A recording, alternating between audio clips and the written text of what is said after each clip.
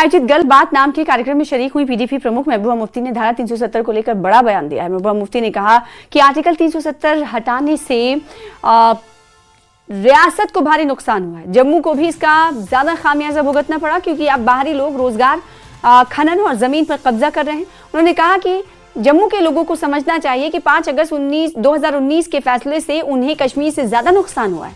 इस दौरान महबूबा मुफ्ती ने दिल्ली ब्लास्ट मामले पर दुख जताते हुए कहा कि एक डॉक्टर का ऐसे मामले में शामिल होना बेहद पीड़ादायक है क्योंकि डॉक्टर लोगों की जान बचाने के लिए जाने जाते हैं, ना कि जान लेने के लिए। मैंने देखा कि जब दिल्ली में हादसा हुआ तो एकदम मुझे झटका सा लगा। मैंने कहा अगर हमारे पढ़े लिखे डॉक्टर, मतलब एक ख्वाब होता है, मेरे घर वालों का भी बड़ा ख्वाब था, मेरे खासकर डैडी का, कि महबूबा डॉक्टर बन जाए, मगर एक डॉक्टर बन के फिर वो बजाय इसके कि वो अपनी जिंदगी खूबसूरत बनाए, लोगों की जिंदगी बचाए, वो जाके ऐसी प्लानिंग करता है दिल्ली में खुद भी और उनको की भी जान और बड़े बेकसूर लोगों की जान ले ले। तो मुझे इस चीज ने झंझोड़ा। मैंने कहा कहीं ये जो नई जनरेशन है, अभी एक छोटे लड़के ने बोला, आई थिंक पुंछ से था वो, तो बहुत अच्छा लगा मुझे। तो हमारा कोई इनके साथ डायलॉग ही नहीं है यूथ के साथ कि वो क्या सोचते हैं, वो क्या करते हैं, उनके जहन में क्या परेशानियां हैं, वो किससे बात करें। मुझे ये मालूम नहीं है कि जम्मू में कितना आप बोल सकते हैं, कश्मीर में आप बात नहीं कर सकते। कश्मीर में अभी शकील साहब कह रहे थे कि आप बहुत ही तमीज से, तहजीब से बात करेंगे। उमर खालिद ने तो कोई गलत बात नहीं कही थी, उसने तो कोई तहजीब का दायरा नहीं तोड़ा था, पर आज 5 साल से उसकी बेल नहीं हो रही है। बड़ी मुश्किल से बहन की शादी पे उसको जाने दिया। तो कहीं ना कहीं एक सिस्टम बन चुका है हमारे मुल्क के अंदर की एक इनटॉलरेंस है, और ये इनटॉलरेंस खाली मुसलमानों की तरफ नहीं है, जनरल इनटॉलरेंस है।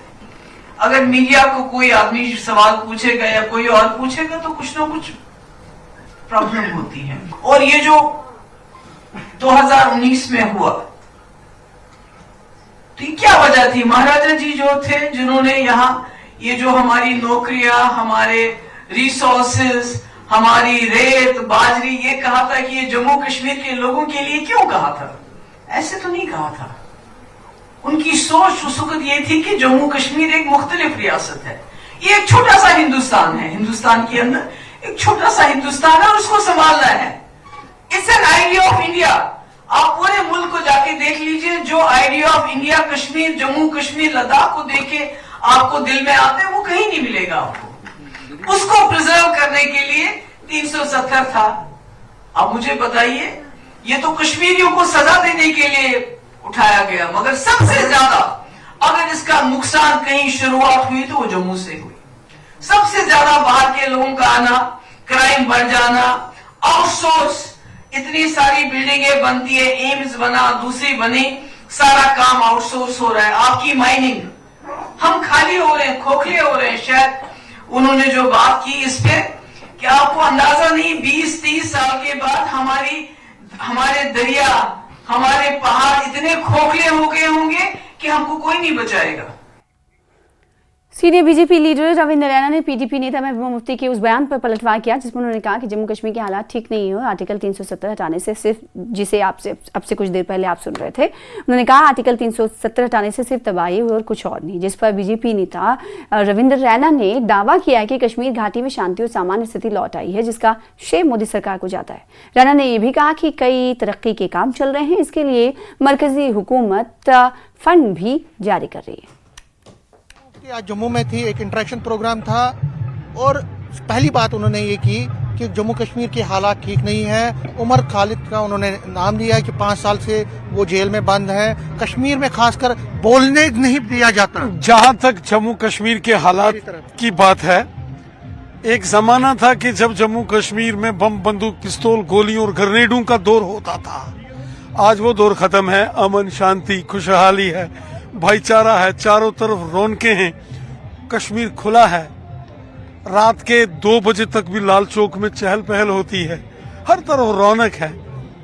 ये रौनकें इसी दौर में आई हैं जब मरकज में मोदी साहब की हुकूमत आई है। मोदी साहब ने दिल से जम्मू कश्मीर के लोगों की बेहतरी और भलाई के लिए काम किया है। आज बड़े पैमाने पर डेवलपमेंट्स हो रही हैं। आज रेलगाड़ी हिंदुस्तान की दारुल हुकूमत नई दिल्ली से श्रीनगर जा रही है। आज express highways, tunnels, alternative highways, कितनी डेवलपमेंट मरकज ने मोदी साहब ने कराई है।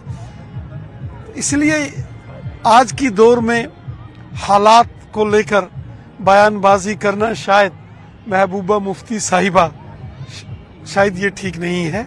ड्रग्स कंट्रोल होना चाहिए, नारकोटिक ड्रग्स जो बॉर्डर के उस पार से आ रहा है, और हमने देखा कि जम्मू कश्मीर पुलिस लाजवाब काम कर रही है ड्रग्स को कंट्रोल करने में। वहीं अगर आप माइनिंग्स देखेंगे तो जरूर माइनिंग के अंदर जो है शिकायतें आ रही हैं, और जो यहाँ की हुकूमत है, स्टेट गवर्नमेंट, ये इसके जेरे जो कंट्रोल है ये सारा मामला, और यहाँ की गवर्नमेंट को माइनिंग्स के ऊपर जो यहाँ लूट खसूट है उसको चेक करना चाहिए। तो सवाल जो आज यहाँ पूछे जा रहे हैं उनका कोई मायने नहीं है। आज बात करनी चाहिए मैडम महबूबा मुफ्ती साहिबा को लोकल इश्यूज के ऊपर, जो लोगों को दरपेश मुश्किलातें हैं, जो जम्मू कश्मीर की हुकूमत से लोगों को परेशानी है, उसके ऊपर बात करना चाहिए। वो आज भी पुराने जमाने में अटकी हैं, ठीक नहीं। एक और सवाल लास्ट में कि वो कहती हैं कि हिंदू मुस्लिम कर रही है बीजेपी, धर्म को आगे चल के धर्म का बहाना करके अपने स्वार्थ पूरा करना चाहती है। बीजेपी सबका साथ, सबका विकास और सबका विश्वास, इसमें यकीन रखती है। मोदी साहब पूरे कश्मीर से कन्याकुमारी तक पूरे हिंदुस्तान को एक मानते हैं। यह पूरा हिंदुस्तान हमारा है और हमें हर एक हिंदुस्तानी से, हिंदुस्तान के हर एक शख्स से मोहब्बत है, चाहे वो हिंदू है, मुसलमान है या सिख है, सब हमारे हैं। न्यूज़ 18 से बात, थैंक यू। कैमरामैन साहिबा के साथ में समीर भट्ट, न्यूज़ 18